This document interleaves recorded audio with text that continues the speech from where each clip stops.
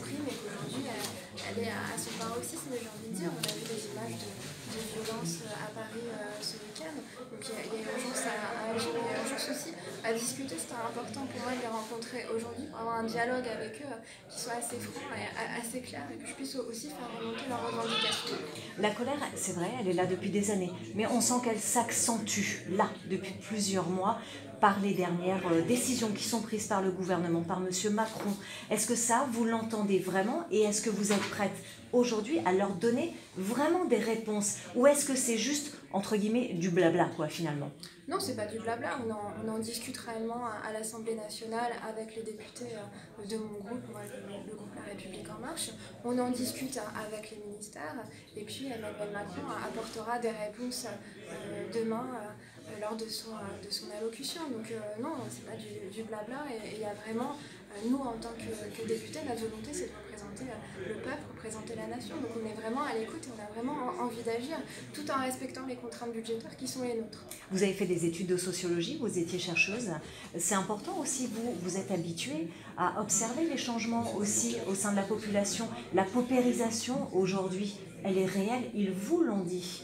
Oui, c'est intéressant, moi, en tant que chercheuse en sociologie, d'observer un mouvement comme celui-là. Après, ce qui était plus difficile, c'est en tant que député, maintenant de devoir agir. On ne peut pas agir seul. Même si on est député, on ne peut pas agir seul. Il faut agir en lien avec nos institutions. C'est le principe de la République et de la démocratie. Donc on se retrouve aussi, au-delà de l'observation, à vouloir agir en respectant le principe de nos institutions, en respectant un vote qui a eu lieu à l'Assemblée nationale. Donc c'est assez délicat, en fait, de trouver un équilibre entre des revendications. Certaines sont légitimes et puis les principes budgétaires, en fait, de préserver un équilibre pour notre pays. Aujourd'hui, les députés, ils sont vraiment attendus sur ce terrain-là. C'est vrai, vous avez les mains un peu liées, mais aujourd'hui, ils sont attendus, vous êtes attendus sur le terrain. Oui, on a attendu sur le terrain, on a été élus pour ça, j'ai envie de vous dire. On a été élus il y a 18 mois parce qu'il y avait une colère qui s'exprimait dans les urnes. Donc on le sait, on a la pression depuis 18 mois, à chaque réforme que l'on vote. On attend des résultats qui, on le sait, seront des résultats à moyen, à long terme. Donc on engrange les réformes à un rythme effréné aussi pour avoir des résultats parce qu'on sait qu'on a attendu. Résultats à court terme aussi, mais positifs pour les Gilets jaunes ou... Les Gilets jaunes attendent des résultats à court terme, donc ça on le sait, on l'a bien en tête, et c'est le but aussi de cette rencontre, c'est de faire remonter qu'il y a une attente à court terme. Est-ce qu'il y a des revendications que vous estimez déjà réalisables par votre majorité qui peuvent être mises en place? Ça je peux pas vous dire. Il y a des discussions qui ont lieu tous les jours avec les députés, même quand on est à distance de retour de nos circonscriptions, on continue d'échanger sur les revendications. On voit que certaines sont similaires, effectivement, selon les territoires. Il y a des territoires plus ruraux que d'autres, donc on a des revendications qui sont aussi différentes. C'est pour ça qu'il est nécessaire, à mon avis, d'avoir un dialogue territoire par territoire, et c'est important aussi. Et là, c'est la sociologue qui vous parle, d'être à l'écoute et d'observer aussi quels sont les enjeux, quelles sont les revendications de ces personnes.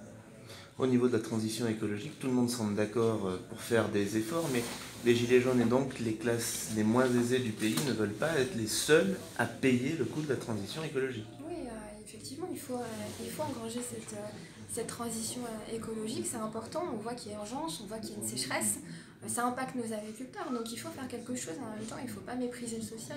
Ça, c'est important de lier les deux, le social et l'écologie. Et justement, M. Macron, par rapport à ce qui a été fait sur l'ISF, est-ce qu'il peut faire marche arrière? Parce qu'on le sait, les plus riches payent moins de taxes. Aujourd'hui, c'est très clair.